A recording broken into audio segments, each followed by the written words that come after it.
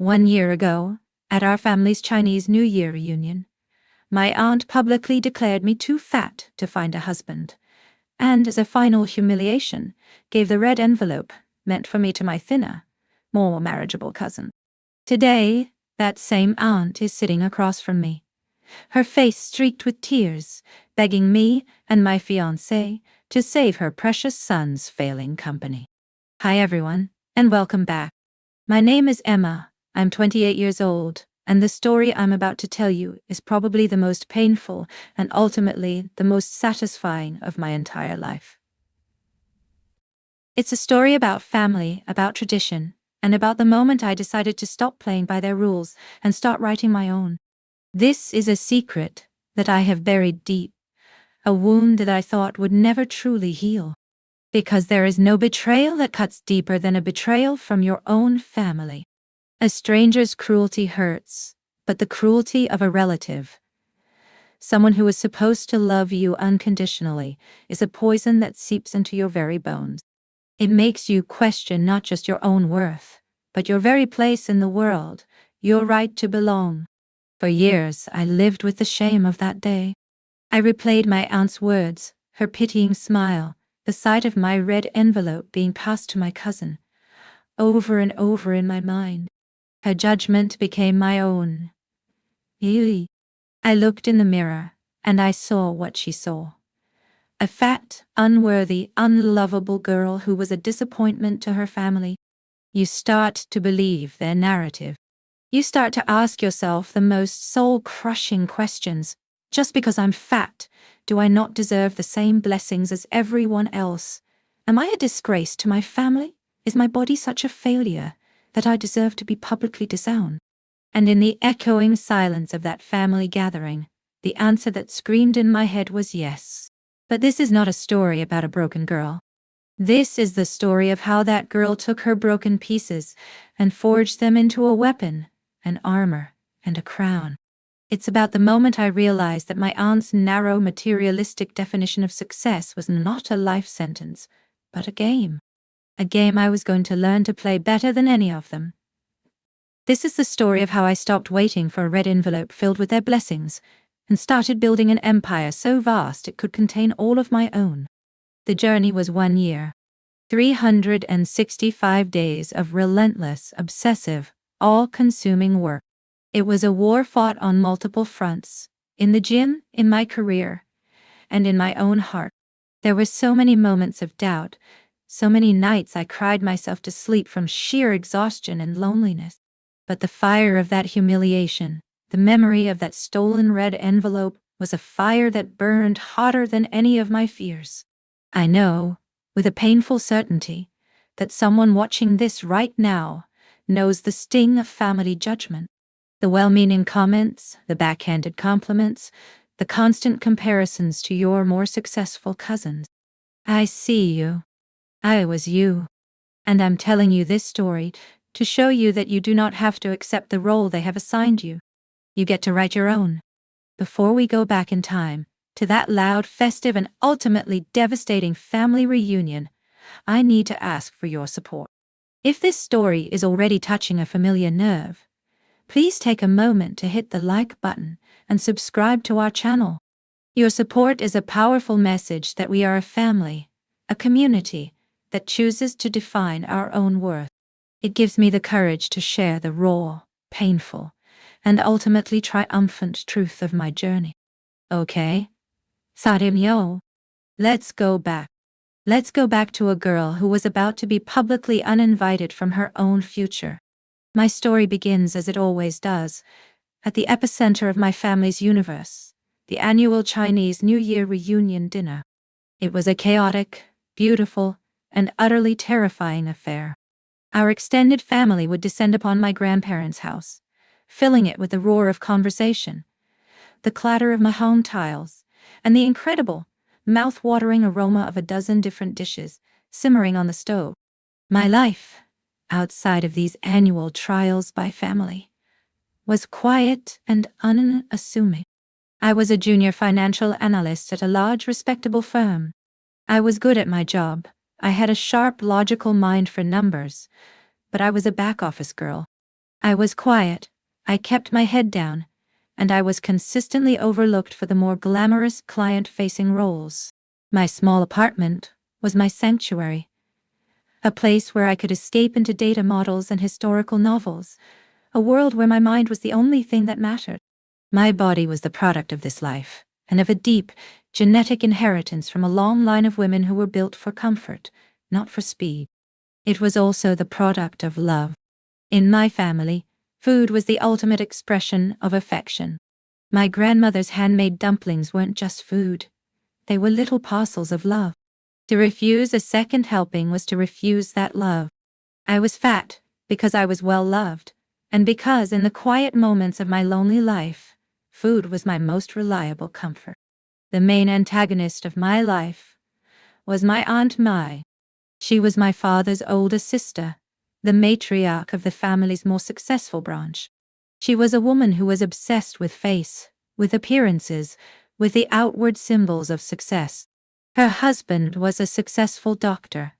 Her daughter, Linda, was beautiful and engaged to another doctor, and her son, Kevin, was the family's golden boy, a tech genius who had started his own app development company. Aunt Mai's love was sharp, critical, and entirely conditional. She would greet me with a big theatrical hug, her long nails digging into my arms, and whisper, Yeah, Emma, still so big, but your skin is good." Every compliment was a backhanded slap, a constant reminder of my primary, unforgivable flaw. I was the family's project, the disappointment, the fat, single cousin who was falling behind in the race of life. And now, for my supporter. He wasn't a family member. He was a stranger, an outsider who had been dragged into our family's vortex for the night. His name was David, and he was a friend of one of my other, more distant cousins. He was an ABC, an American-born Chinese, who was in town on business.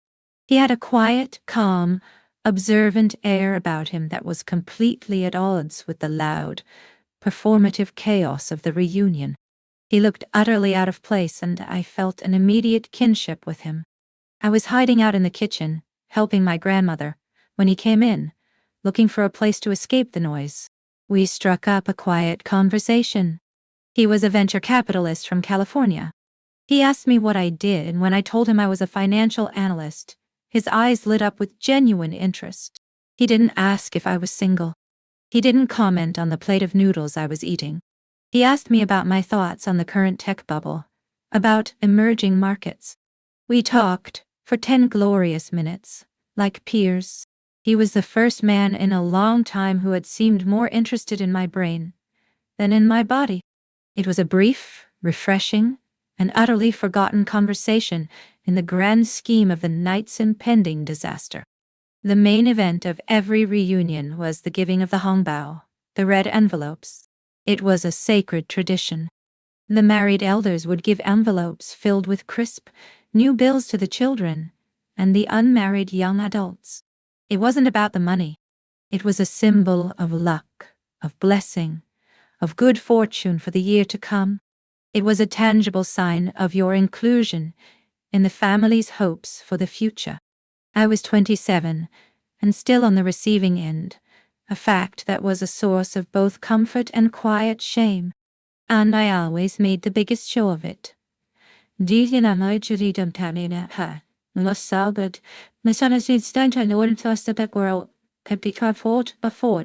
She would stand in the middle of the living room, a thick stack of red envelopes in her hand, and she would call each of us up one by one, delivering a small public speech with each envelope. The evening was a slow, agonizing build-up of micro-humiliation. "Emma, you are so good with the elders," she'd say loudly, as I helped my grandfather. "It's good you have a talent for that." The subtext was clear, since you'll probably never have a husband or children to take care of. When I sat down to eat, she watched my plate like a hawk. "Yeah, be careful with the pork belly. So much fat," she'd say with a theatrical laugh, as if it were a hilarious joke and not a public shaming.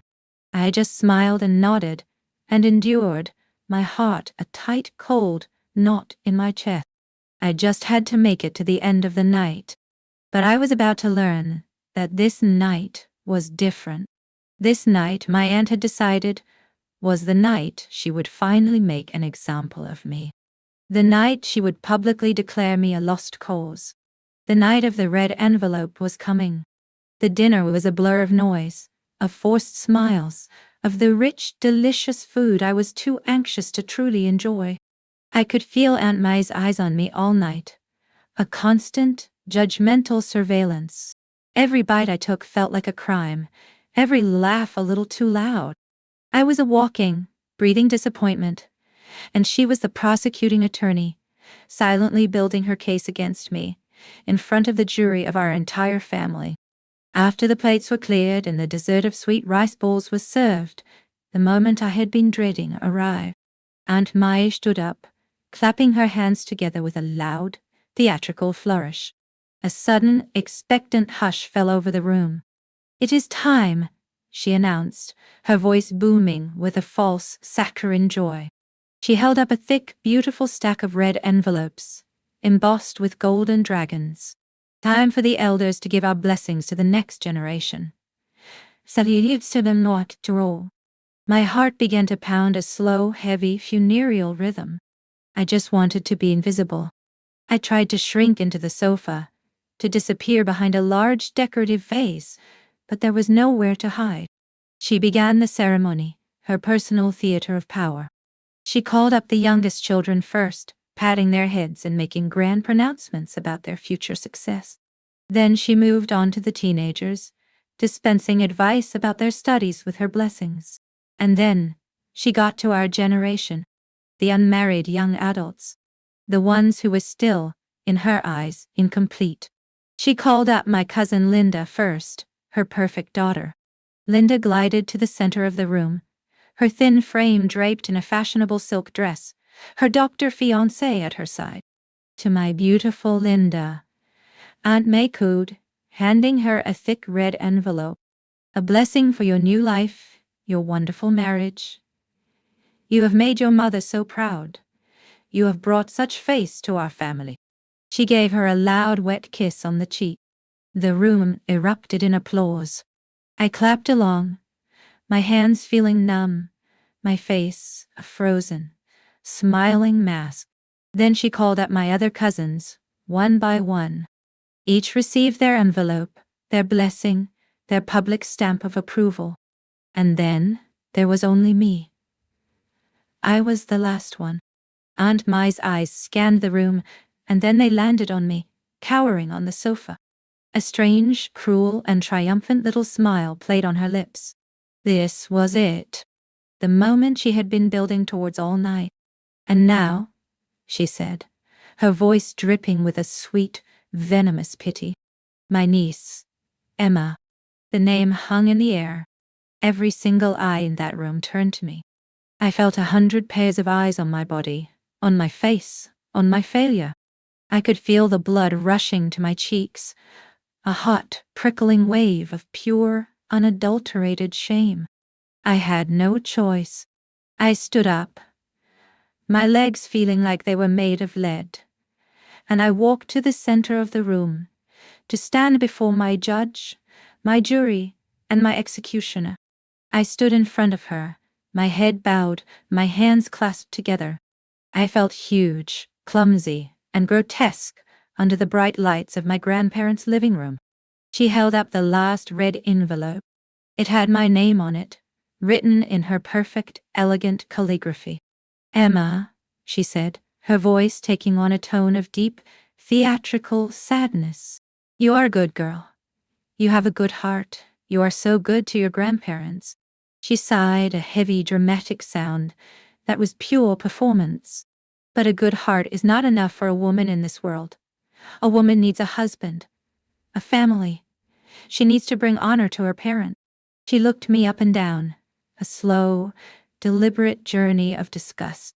Her eyes lingered on my stomach, my hips, my arms. "But how can you find a good husband when you do not respect yourself?" she asked, her voice a sharp, accusatory weapon. "Look at you. So big. So unhealthy. Do you think a good man, A successful man wants a wife like this? A wife he would be ashamed to bring to his company dinners? The room was silent. So silent, I could hear the hum of the refrigerator in the kitchen. I could feel the unbearable weight of my entire family's pity and embarrassment. I didn't dare look up. I just stared at the intricate pattern on the carpet, my vision blurring with hot, unshed tears. I heard my mother make a small, wounded sound, a quiet protest, but my father put a hand on her arm, silencing her. In our culture, you did not challenge an elder, especially not the powerful matriarch. Anne May was not done. She was savoring her moment, her public lesson. I worry for you, Emma, she said, her voice a cruel mockery of concern. Every year, I give you a red envelope, a blessing for good fortune. But what good is fortune if you cannot find a husband to share it with? It is a waste. And then she did it, the single, most humiliating, most soul-crushing act of my life.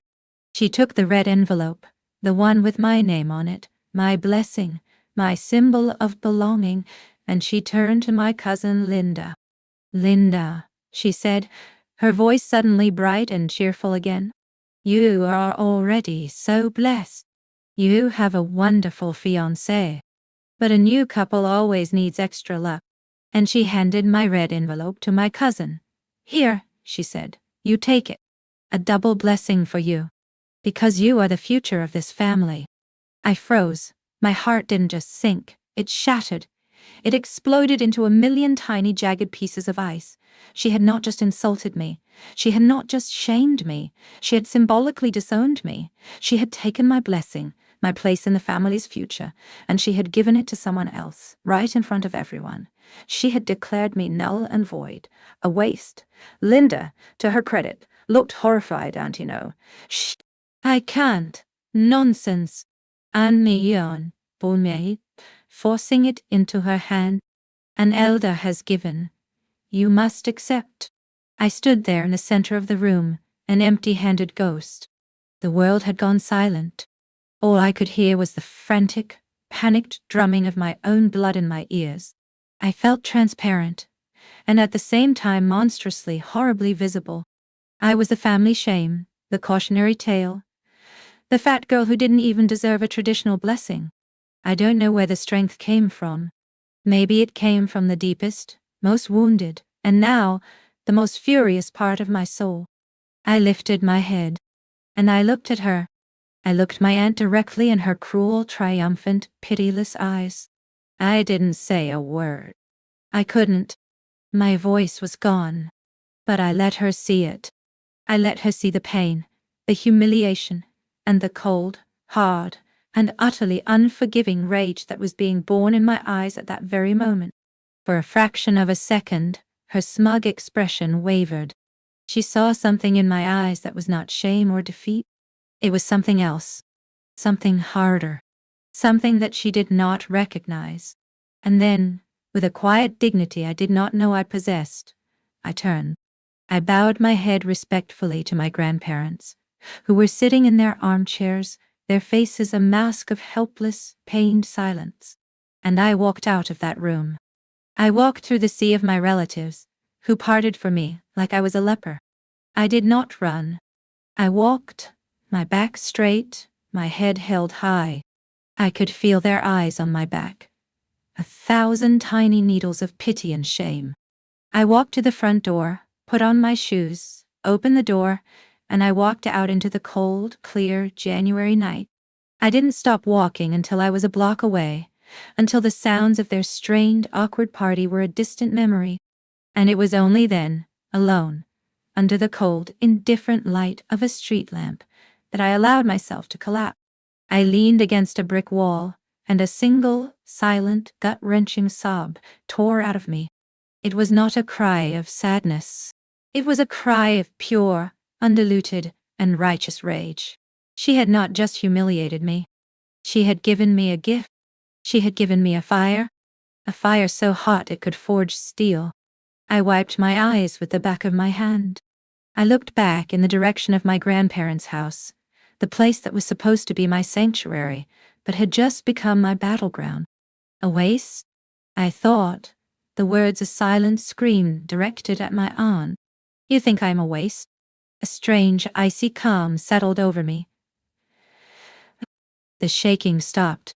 The tears dried up. The despair was burned away by the rising fire. You measure a person's worth in husbands, and in companies, and in the thickness of a red envelope? I thought, a new, dangerous, and utterly thrilling idea beginning to form in my mind. Fine, none. We'll play your game. But we're going to play it by my rules. I made a vow, right there, on that cold, lonely street corner. A vow to myself. Next year, I whispered to the empty street, I will come back, and I will not come back alone, and I will be the one handing out the red envelopes. It was an insane, impossible, and utterly glorious thought, a fantasy born of pure, desperate rage. But it was the only thing I had. It was a lifeline. It was the beginning of my counterattack. My 1-year war had just been declared. And the girl who had walked into that party, the quiet, accommodating, people-pleasing girl, was dead. She had died on that living room carpet, empty-handed. Someone new, someone far more dangerous, was about to be born from her ashes. The night of that Chinese New Year reunion was the last night of my old life. I walked home through the cold city streets, not in a daze of grief, but in a state of hyper-focused, crystalline rage. The humiliation had been so absolute, so complete, that it had acted like a chemical peel on my soul, burning away all the layers of self-doubt, of quiet accommodation, of a lifetime spent trying to be smaller. All that was left was a raw, new, and furiously determined core. I didn't sleep. I walked into my quiet, unassuming apartment, and I saw it for what it was, a comfortable cage I had built for myself, a place to hide from the world. And I knew, with an unshakable certainty, that I could not stay there. My vow on that street corner, next year I will come back, and I will be the one handing out the red envelopes, was not just an emotional outburst. It was a mission statement. It was a business plan. And it had a hard, non-negotiable 365-day deadline. My war had 3 fronts, each one a direct assault on the values my aunt held so dear. Front 1, the body. She had shamed my body. I would transform it, not by starving it into a shape that would please her, but by forging it into an instrument of undeniable power and discipline. Front 2, the career. I was the invisible, back-office analyst. I would become a front-facing, undeniable powerhouse in a field that worshipped success. Front 3, the partner. She had declared me unmarriageable. I would find a partner who was not just a husband, but an equal, a man whose own success would make her entire family's achievements look small and provincial. It was an insane, impossible, and utterly delusional plan, and I started it the very next morning. The first front, the body, began at 5 a.m. I didn't join a regular gym. The thought of those places, with their mirrors and their judgment, was still too painful.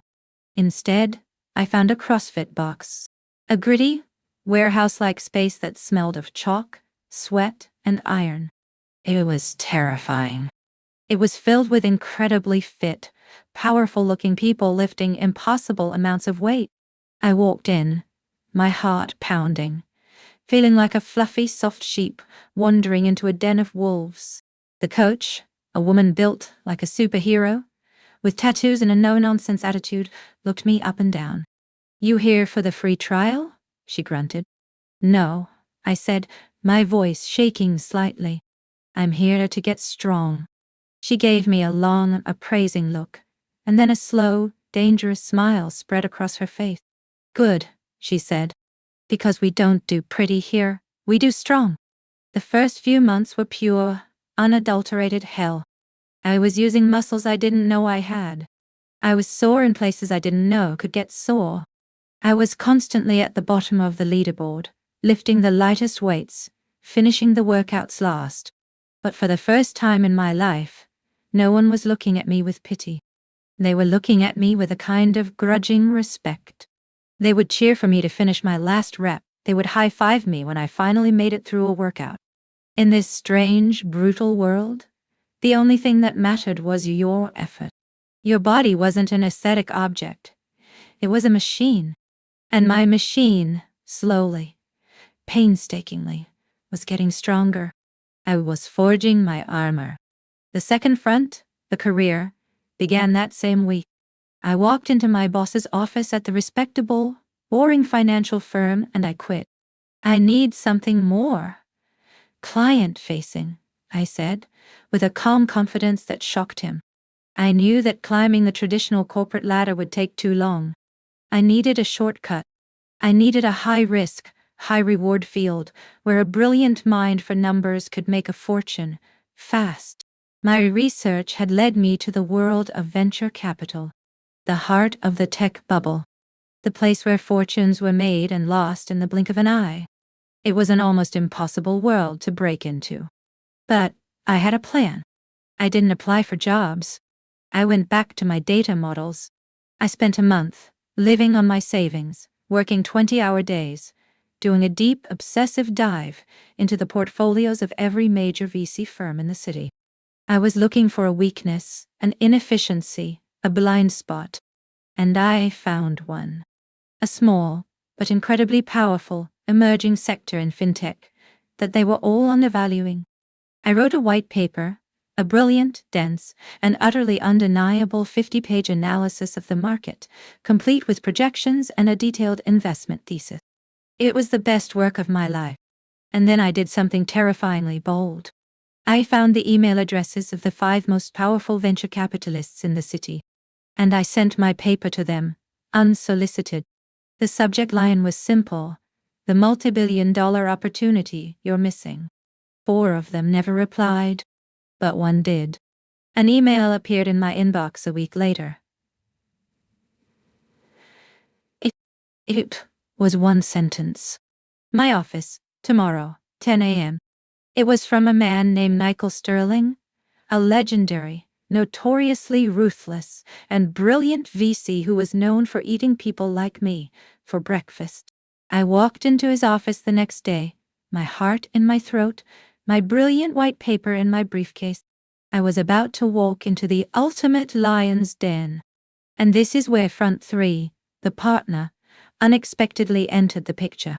As I was sitting in the sleek, minimalist waiting room of Sterling Capital, a man walked out of a meeting room. He was tall, with a kind, intelligent face, and he looked at me with a flicker of recognition. "Emma," he said, a surprised smile on his face. "Emma Liang? From your family's New Year party?" It was David, the quiet, observant ABC I had spoken to in my grandmother's kitchen, the one other venture capitalist who had been in the room that night. "David," I said, stunned. "What are you doing here?" "I work here," he said with a laugh. "I'm a partner. What are you doing here?" "I have a meeting with Mr. Sterling," I said, trying to sound more confident than I felt. His eyebrows shot up in surprise and respect. "Wow," he said. "Well, it's really good to see you again." He looked at me, at my power suit, at the new hard-won confidence in my eyes. "You look different. A lot can change in a year," I said, my voice a quiet, steely line. The door to Michael Sterling's office opened. I walked in, and for the next hour, I gave the pitch of my life. I didn't just present my analysis, I owned it. I was no longer the quiet, back-office girl. I was a confident, unapologetic expert. Michael Sterling just sat there, his face unreadable, and he listened. When I was done, he was silent for a long moment. "You're a shark, Ms. Liang," he said finally, a slow, dangerous smile spreading across his face. "And I like sharks. You're hired." He didn't hire me as an analyst. He hired me to build and lead a new division, focused entirely on the fintech sector I had identified. He gave me a budget, a team, and a level of autonomy that was unheard of for someone my age. He didn't care what I looked like. He cared that I was going to make him a ridiculous amount of money. My life became a blur of pure, unadulterated, and glorious work. I was working 100-hour weeks. I was in the CrossFit box at 5 a.m., my body getting harder and stronger every day. I was in the office by 7 a.m., leading my team, dissecting deals, and making high-stakes decisions that would have terrified the old Emma. I was thriving, and David was there. He was my colleague, my peer, and he quickly became my friend, my confidant, my ally in the brutal, shark-infested waters of venture capital. He was the one person who had seen me on the worst night of my life, and he had never, not once, treated me with anything but respect. He saw my brain first. He celebrated my ambition. He was my biggest cheerleader. Our friendship, slowly, inevitably, blossomed into something more. It wasn't a dramatic, fiery romance.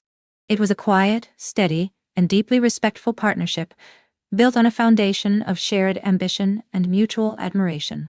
He was the first man who had ever made me feel like an equal. He didn't see my body as a flaw to be fixed or a charming quirk to be celebrated. He just saw me. The year passed in a whirlwind. My body was transformed. I was still a big woman, but I was now pure, solid, powerful muscle. I could deadlift twice my own body weight. I had lost a significant amount of fat, but more importantly, I had gained a new, powerful, and unapologetic physical presence. My career was a rocket ship. The fintech division I had built was already the most profitable in the firm, and I was in love with a good, kind, brilliant man who was in love with me. I had done it. I had met the impossible deadline of my impossible vow. I had become the woman I had promised myself I would be. And now, it was time to go home. It was time for the next Chinese New Year reunion. The drive to my grandparents' house for the Chinese New Year reunion felt like driving into a time machine. A year ago, I had made the same drive filled with a quiet, familiar dread. This year, I was filled with a strange, calm, and almost terrifying sense of power. I was not the same woman who had left this party in shame a year ago. I looked in the rearview mirror. My face was leaner, my jawline sharper, a result of a year of intense physical training and a complete change in my diet. But the real change was in my eyes. The old, soft, apologetic look was gone, replaced by the clear, steady, and unflinching gaze of a woman who knew her own worth. My body, clad in a custom-tailored, deep red power dress that hugged every one of my strong new curves, felt like armor. And sitting next to me, in the passenger seat, was my secret weapon, David. He wasn't just my handsome, successful boyfriend. He was my partner, my equal, and the living, breathing proof that my aunt's curse had been a lie. We had a plan. A quiet, devastatingly simple, and perfectly executed plan.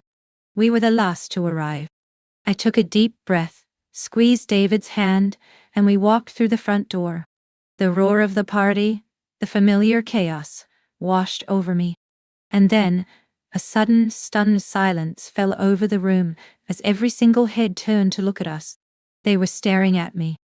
At the woman who had fled their party in tears a year ago? They were seeing a ghost, a specter of the woman they thought they knew, now remade in a form they could not comprehend. My mother and father rushed to me, their faces a mixture of shock, relief, and a dawning, incredible pride. My mother just hugged me, her eyes wet with tears. "Emma," she whispered, "you look so strong." And then I saw her. Aunt Mai, fiancé. She was standing by the fireplace, her mouth slightly agape, a half-eaten piece of pineapple tart frozen halfway to her lips. She was staring at me, and then her eyes darted to the handsome, powerful man standing by my side, and then back to me. The look on her face was a masterpiece of pure, unadulterated shock and confusion. I smiled, a calm, serene, and utterly terrifying smile, and I led David through the sea of my stunned relatives, right up to her. "Aunt May, I said, my voice ringing out, clear and strong, in the silent room. Happy New Year. It's so good to see you again. I'd like to introduce you to my partner, David Chen. David stepped forward and shook her limp, cold hand. A pleasure to meet you, Mrs. Wu, he said, his voice the easy, confident baritone of a man who was used to commanding a room. Aunt Mai just stammered, her eyes still wide. Mr. Chen, a pleasure. You are a friend of Emma's. I am the luckiest man in the world, David said, his eyes finding mine, his smile filled with a genuine, unconditional love that was a cannonball blast to the very foundation of my aunt's worldview. Emma is the most brilliant and powerful woman I have ever met. I saw the gears turning in my aunt's head. The calculation. The desperate attempt to process this new, impossible reality. The rest of the dinner was a performance, and I was the director. I was no longer the shy, quiet girl in the corner. I was a confident, engaging woman. I talked about my work in venture capital. I told stories of my travels. I was the center of a gravity that had nothing to do with my body and everything to do with my power. And then came the moment. The red envelope ceremony. Aunt Mai stood up, her performance this year noticeably more subdued, her eyes darting nervously in my direction. She went through the motions, calling up the children, the teenagers. And then she got to my generation. She didn't call me last this time. She called me first. Emma, she said, her voice a little shaky. She held out a single, beautiful, red envelope. A blessing. For you. For a happy and prosperous new year. I walked to the center of the room. But I didn't take her envelope. Instead, I smiled. And I opened my own handbag. And I pulled out a thick, heavy, overflowing stack of red envelopes. Thank you, Auntie, I said, my voice kind but firm. But this year, I think it's my turn. A collective gasp went through the room. An unmarried woman, giving out red envelopes? It was a breach of all tradition. It was a declaration. I turned to my younger cousins, the children, the teenagers. Come, I said, my voice warm and commanding. Auntie Emma has a blessing for you. One by one, they came up to me, their eyes wide with awe, and I gave each of them a red envelope.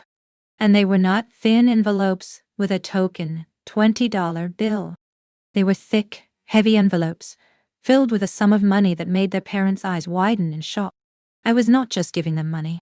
I was giving them a new story. A story of a woman who was powerful, successful, and generous, all on her own terms. When I was done, there was one person left. My cousin Kevin, Aunt May's golden boy son.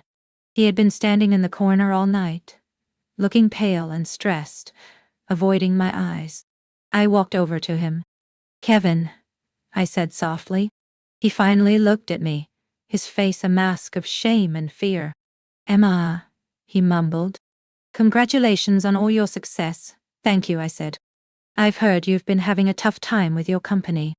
He flinched. The family secret, the one that had been whispered about for months, was now out in the open. His genius tech startup was failing, and it was failing spectacularly. It's a tough market, he said, his voice weak. It is, I agreed. I reached into my purse and pulled out not a red envelope, but a crisp, white business envelope. I handed it to him. What's this? He asked, his hands trembling as he took it. That, I said, my voice dropping to a low, quiet, and utterly final tone, is a term sheet. It's a formal offer from my fiancé's firm Sterling Capital to acquire your company's assets and intellectual property. Aunt May, who had been watching this entire exchange with a look of dawning horror, let out a small, strangled gasp. Kevin opened the envelope. He read the number at the top of the page, and all the color drained from his face.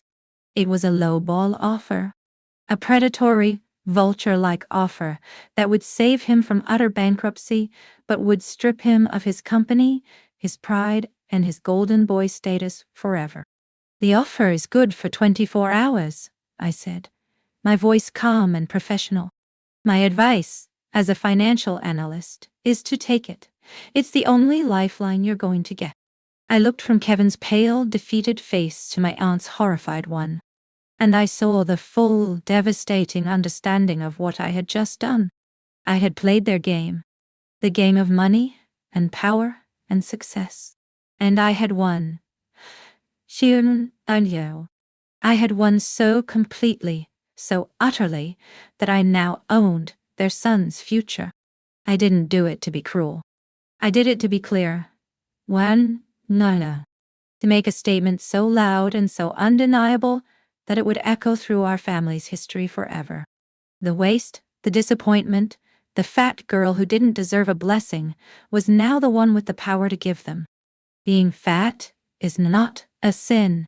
Believing that a person's worth can be measured by their marital status, or their body size, or the thickness of their red envelope, that is the sin.